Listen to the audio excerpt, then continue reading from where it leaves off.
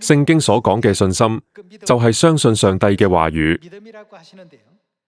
就好似約書亞咁，因為相信上帝嘅話語，每日繞城一次，到第7日繞城7次。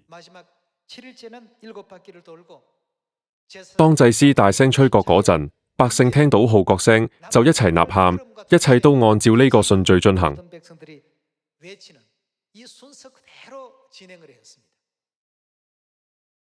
我曾經諗過，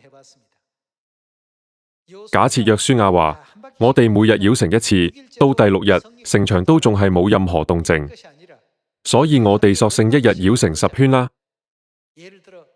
如果佢繞城太多次，耶利哥城就絕對唔會倒塌，並唔係因為繞城行咗好多個圈，而係按照上帝嘅話語行事嗰陣，先至會成就咁樣嘅事工。所以上帝吩咐我哋要對上帝嘅話語擁有信心。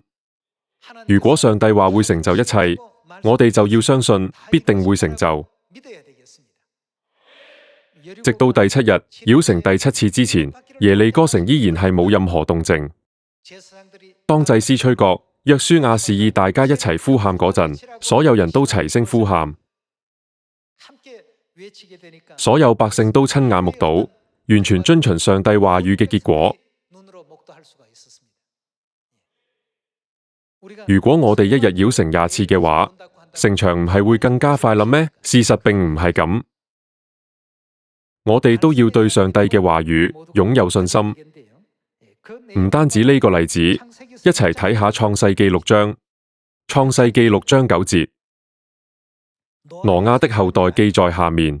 挪亞是個義人，在當時的世代是個完全人。挪亞與上帝同行。挪亞生了3個兒子，就是閃、含、雅弗。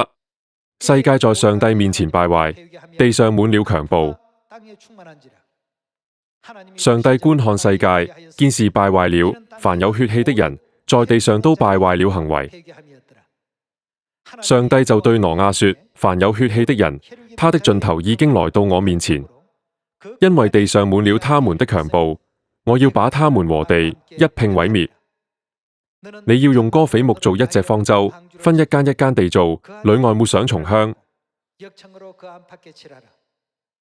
方舟的做法乃是這樣，要長300肘，寬50肘，高30肘。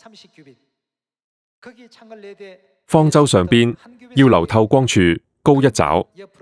方舟的門要開在旁邊。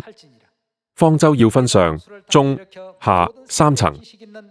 看啊，我要使洪水泛濫在地上，毀滅天下，凡地上有血肉、有氣息的活物，無一不死。我卻要與你立約，你同你的妻與兒子、兒婦都要進入方舟。凡有血肉的活物，每樣2個，一公一母，你要帶進方舟，好在你那裏保存生命。飛鳥各從其類，牲畜各從其類，地上的昆蟲各從其類，每樣2個，要到你那裏，好保存生命。你要拿各樣食物積蓄起來，好作你和他們的食物。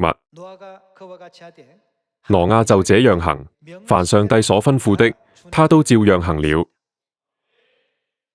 如果上帝話我要用水毀滅成個世界，大家可唔可以相信呢？上帝講咗一啲令人難以置信嘅說話。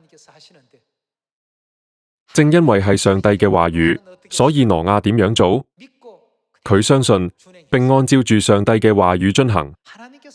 既然係上帝嘅話語，就必定會成就同應驗。正因為絕對相信呢一點，約書亞、挪亞、亞伯拉罕等聖經裏面嘅英雄，都可以堅定咁捍衛佢哋作為信仰英雄嘅地位。而家我哋都要堅信，唯有憑住信心，先可以成就一切事工。